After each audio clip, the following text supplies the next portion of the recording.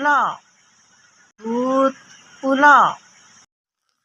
पुलाव तो मैंने हजारों दफा बनाया, लेकिन नहीं पता था कि इस दफा का पुलाव पकाने के बाद मुझ पर खौफ से कपकपी तारी हो जाएगी। हुआ कुछ यूं कि सर्दियों के दिन थे।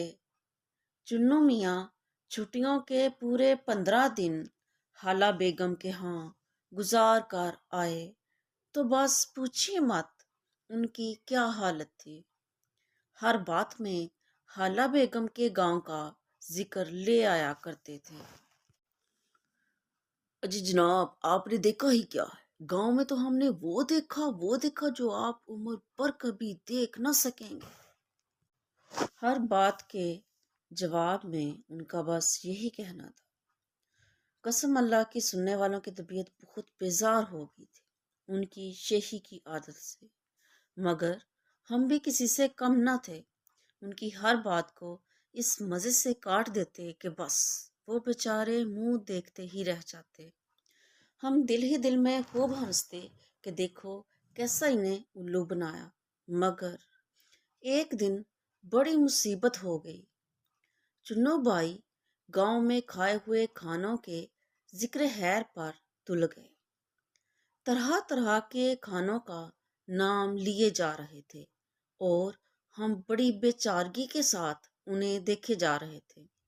एकदम बीबी ने मुझे याद दिलाया कि री, तू बोलती क्यों नहीं? तुझे तो एक से एक बढ़िया खाने पकाने आते हैं ना। ये बात तो सच थी कि मुझे एक से एक बढ़िया खाने पकाने आते थे, मगर चुन्नू बाई अपनी रेलगाड़ी, मेरा मतलब है कि बात और गप्पों की रेलगाड़ी रोकते ही ना थे, बल्कि फुल स्पीड से चले जा रहे थे। और जी, सुना आपने, हमने हाला बेगम के यहाँ बूट पुलाव भी खाया। इस मज़े का बस पूछिए ना। बेबी ने और मैंने ज़रा हैरान होकर एक दूसरे की तरफ देखा और फिर ज़रा जलकर बोली, क्या खाया था? बूट पुलाव समझी। और कभी तुमने खाया भी है? अरे साहब, बूट पुलाव तो बस यास्मीन को पकाना आता है, आप क्या जक मारेंगी भला? मैं सर से पांव तक पूरी की पूरी जल गई और गुस्से से मेरा बुरा हाल हो गया। चुन्नू बाई को जुबान चढ़ाते हुए बोली, हाँ, बड़े आए यास्मीन के सगे, एक सालन तो ढंग का नहीं पता पकाती वो। ख्वामखा तारीफ कर रहे हैं कि हम जलें, मगर याद रखिए हम नहीं जलने वाले। हम कौन सा किसी से कम हैं। चुन्नू बाई संजीदा होकर बोले, अल्लाह कसम, हम कौन सा किसी से कम हैं। चुन्नू बाई संजीदा होकर बोले, अल्लाह कसम, भाई ऐसे बढ़िया खाने पकाने लगी है कि तुम खाओ तो बस उंगलियां ही चाटती रह जाओ। और कसम है, वो बूट पुलाव तो ऐसा लजीज था कि आज भी याद आता है तो जी चाहता है कि उड़कर गांव पहुंच जाऊं। मैं जलकर और चिढ़कर बोली, ओए होए, असल पुलाव के लिए मक्खियों की तरह उड़ना चाह रहे हो? छी। इस पर चुन्नू भाई पूरी तरह जल गए और बोले, ऐसी ही बड़ी पकाने वाली बीबी है तो फिर मुझे खिलाती क्यों नहीं? अब तो मुझे भी गुस्सा आ गया और मैंने जवाब दिया, क्या समझते हैं आप? लीजिए, आज शाम को ही आपको खिलाती हूँ। वो खुश होकर बोले, कल तो बूट का सीजन भी तो है। मैंने उनकी तरफ कुछ हैरत से देखा। बूट का सीजन? बूट का सीजन क्या बात हुई भला? सारा साल ही बूट पहने जाते हैं। कुछ ऐसा तो नहीं है कि कुछ लोग सिर्फ सर्दियों में बूट पहनते हों और गर्मियों में उठाकर रख देते हों। पागल हैं चुन्नू भाई। और जनाब, मैंने बिल्कुल तय कर लिया कि बस अब शाम की तैयारी अभी से शुरू कर देती हूँ। चुन्नू भाई भी जाते जाते बोल गए, मगर देखो भाई, हरा बूट होना चाहिए। पीले और सूखे मारे बूट का पुलाव अच्छा नहीं बन सकता। ए लो, ये नई मुसीबत सर थोप गए मेरे। अब हम हरा बूट किसका ढूंढते फिरें? पहली बात तो बूट चुरा कर पुलाव पकाना ही किसी खतरे से हाल ही ना था। ऊपर से अब हरा बूट भी ढूंढना पड़ेगा। हम्म। खैर, मैं उठ खड़ी हुई और एक एक कमरे की तलाशी लेनी शुरू कर दी। एक कमरे में जहाँ अब्बू के बूट पड़े हुए थे वो तो बहुत बड़े थे। इतने बड़े बूट का पुलाव तो सारी बारात को काफी हो जाता। हमें तो जरा सा पकाना था बस। दो तो बज चुके थे और फिर चुन्नू भाई नदीदों की तरह शाम के 7 बजे भी टूट पड़ते थे। भाई 5 घंटे में हर क्या हो सकता था। जल्दी जल्दी तलाशी शुरू की और जनाब मंजिल मकसूद तक हम पहुंच ही गए। और जनाब मंजिल मकसूद तक हम पहुंच ही गए। बकर ईद में बहुत कम दिन रह गए थे ना, इसलिए अब्बा जान सबके लिए जूते ले आए थे।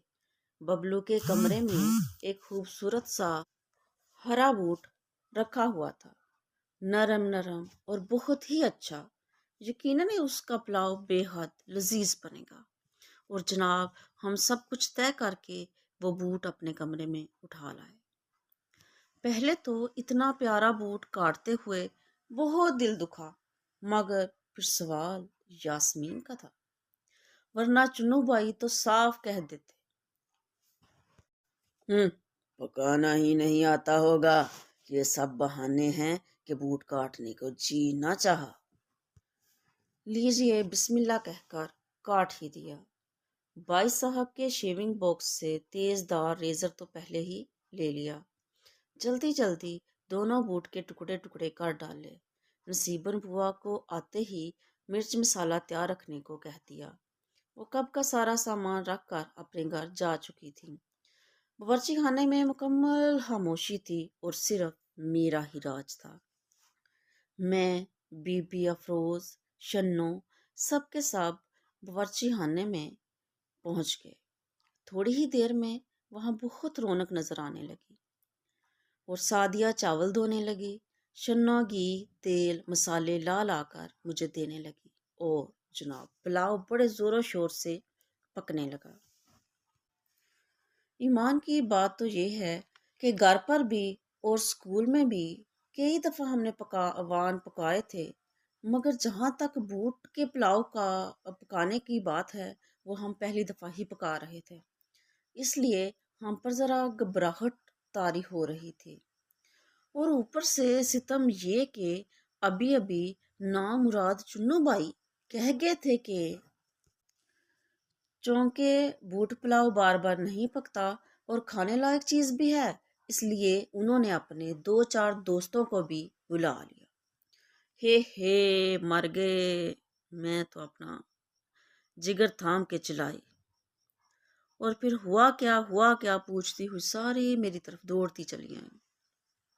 अरे होना क्या था, मैंने तो सिर्फ 1 किलो चावल लिए थे और उन्होंने अपने चटोरे दोस्तों को भी दावत दे डाली है। वो तो फिर सारा का सारा पुलाव पार कर जाएंगे। और फिर बूट भी तो एक ही काटा था हमने। बड़ी देर बाद फैसला हुआ कि हरा बूट नहीं तो ना सही, पीला या सूखा मारा ही किसी का उठा लाए। फिर से जनाब हम सब लड़कियां कमरों की तरफ दौड़ी। एक से एक सड़ियल बूट देखने में आ रहा था। किसी के तले घिसे हुए, किसी का ऊपर का हिस्सा गायब, किसी की एड़ी ही सिरे से गायब थी, तो कोई ऐन मुंह फाड़ कर ऐसा लगता था जैसे जमाई ले रहा हो। बड़ी देर की तलाशी के बाद चुन्नू बाई का ही एक बूट लिया गया। बहुत खूबसूरत बूट था, बदनसीब और गालबन वो भी ईद की तैयारी के लिए खरीदा गया था। उससे प्लेट को देखने लगे। ये क्या पकाया है? वो जरा उलझ कर बोले। मैं खुशी खुशी जरा आगे बढ़कर बोली, بوٹ پلاؤ بوٹ پلاؤ، کیوں، اچھا ہے نا؟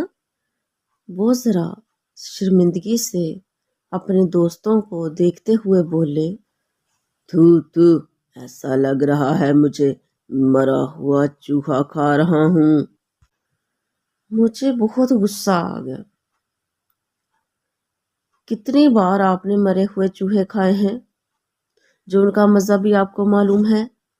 اتنی محنت سے سارا دن لگا کر بوٹ پلاؤ پکایا اور ذرا دل نہیں رکھنا جانتے آپ؟ اب تک سب اپنی اپنی پلیٹوں میں پلاؤ لے چکے تھے اور ہر شخص ریسرچ کرتا ہوا نظر آ رہا تھا، یعنی کہ ہر ایک کی نگاہیں اپنی اپنی پلیٹ پر جمی ہوئی تھی۔ یہ ہرا ہرا کیا چمک رہا ہے بھائی اس میں؟ کوئی بدتمیز دوست بولا، تو سن کر میرا پارا چڑھ گیا۔ چنو بھائی نے کہا تھا کہ بوٹ ہرا ہونا چاہیے، اسی لیے تو میں نے خاص طور سے ببلو کا ہرا بوٹ کاٹ کر پلاؤ پکایا ہے۔ ببلو کا ہرا بوٹ، چنو بھائی زور سے چلائے۔ اس میں اتنا چلانے کی کیا بات ہے؟ ہاں، کمی آنے لگی تو آپ کا بوٹ بھی ڈال دیا۔ آپ کے دوست آ رہے تھے نا؟ میرا بوٹ؟ ارے باپ رے، مر گیا، پورے 1680 کا اپنی جیب خرچ سے خریدا تھا، اللہ رے اللہ۔ ایسا کہہ کر چنو بھائی دیوانہ وار اپنے کمرے کی طرف بھاگ گئے اور تھوڑی ہی دیر میں واپس آ گئے۔ ان کا منہ تو لٹکا ہوا تھا۔ پھر میرا چہرہ دیکھ کر مجھ سے انہوں نے بدلہ لینے کی ٹھان لی۔ سنیے حضرات، میری بیوقوف بہن کا کارنامہ، اپنے بھائی کو اپنے ہاتھوں پکایا ہوا پکوان کھلانے کو جی چاہا تو جوتوں کا پلاؤ پکا کر رکھ دیا۔ کیا مطلب؟ کیا کہا تم نے؟ بس ہر طرف سے یہی ایک آواز آ رہی تھی اور چنو بھائی ہنسی کے مارے لوٹ پوٹ ہوئے جا رہے تھے اور سنا رہے تھے کہ کس طرح یاسمین کے بونٹ پلاؤ نے ان محترمہ کو بھی بونٹ پلاؤ پکانے کی ترغیب دی۔ تھوڑی ہی دیر میں یہ عالم تھا کہ میں جس کی طرف بھی دیکھتی تھی اسی کا منہ 1 فٹ پھٹا ہوا نظر آتا تھا۔ ہی ہا ہا ہو کھی کھا کھا، ایسے عجیب و غریب کہے میں نے اپنی عمر ساری میں نہ سنے تھے۔ طرح طرح کے سر اور راگ سب کے گلوں سے نکل رہے تھے اور میں بیچاری کہوں کی اس بارش میں بھیگ کر جیسے چڑیا بنی جا رہی تھی۔ بھائی اب اتنے دن گزر جانے پر میں یہ سمجھتی ہوں کہ اس میں ہمارا کیا قصور کہ اچھے بھلے ہرے چنے کو بونٹ کہا جائے، اور سچ تو یہ ہے کہ بوٹ کے معنی سوائے جوتے کے اور کیا سمجھے جا سکتے تھے؟ قصور تو چنو بھائی کا تھا۔ کیا ہوتا اگر ہری بھری یا پھر ہرا چنا کہہ دیتے، مگر نہیں، صاحب انہیں تو ہمیں رسوا کرنا تھا۔ بہت دن بیت گئے ہیں مگر آج بھی ان کہوں کی زوردار بارش کا خیال آتا ہے تو جسم میں کپ کپی پیدا ہونے لگتی ہے۔